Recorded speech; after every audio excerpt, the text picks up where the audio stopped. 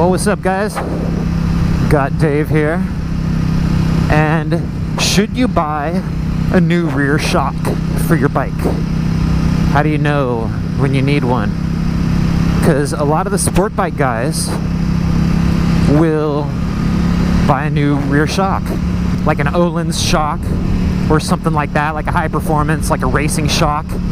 And how I determine whether or not I would tell someone to buy a new rear shock is, first I would say, is your shock adjustable?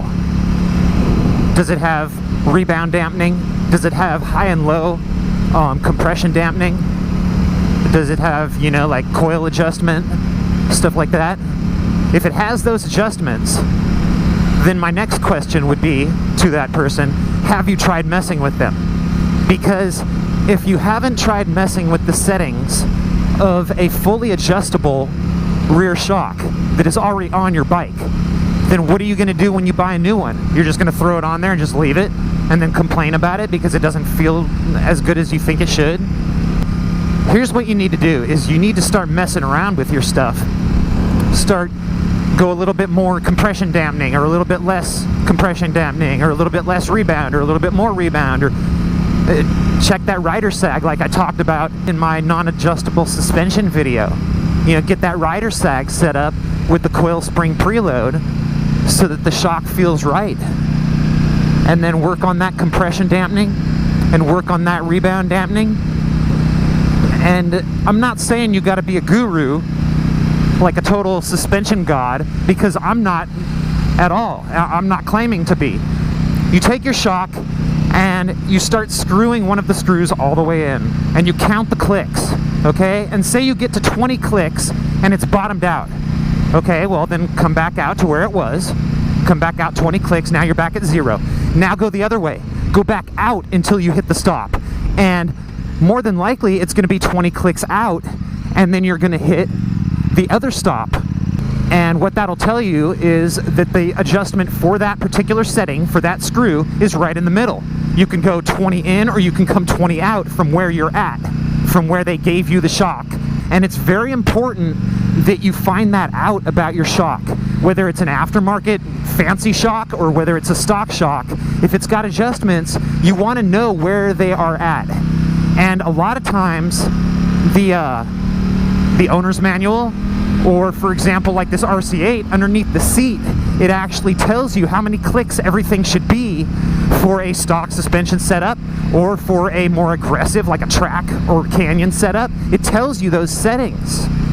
And so if you just go through your bike and it says, okay, you need to be 5 clicks out, and you go in 1, 2, 3, 4, 5 and it stops, and you come back out 5, then you know that that's where it says it should be.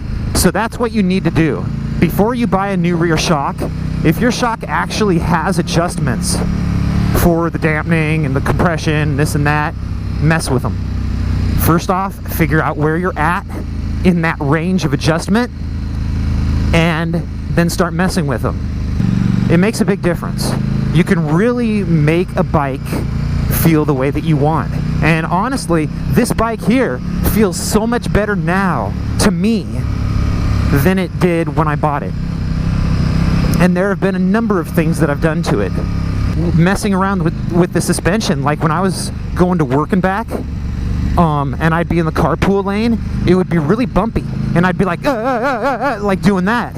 And so day by day I messed with it, and I took out a little bit of the compression dampening, and I took out a little bit of the rebound dampening, and it started getting better and better. And now it's to the point that it really doesn't hop around on the freeway too much. And by messing with that, it also made it handle smoother in the canyons, just by addressing that one aspect that I didn't like. By trying to fix that one thing that I didn't like about it being on the freeway, it seems like it really smoothed the bike out and made it really good. So you got to do stuff like that. And I took 8 turns of coil spring preload out of this bike just to get the rider sag right for me, because I only weigh 150 pounds. And when I sat on this bike stock, it didn't even move. It didn't even know I was sitting on it. And it handles so much better. It is such a difference. So that is my suggestion, is if you have adjustments on your rear shock, mess with them. Get the most out of that stock shock that you possibly can. Before you go spend some money, spend some time and see if you can get it dialed in just with the stock suspension.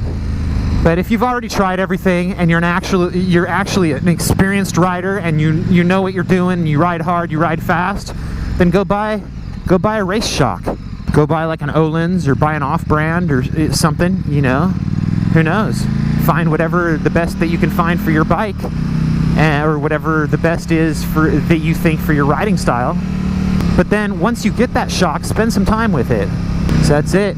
You guys have a great day, and I will talk to y'all later.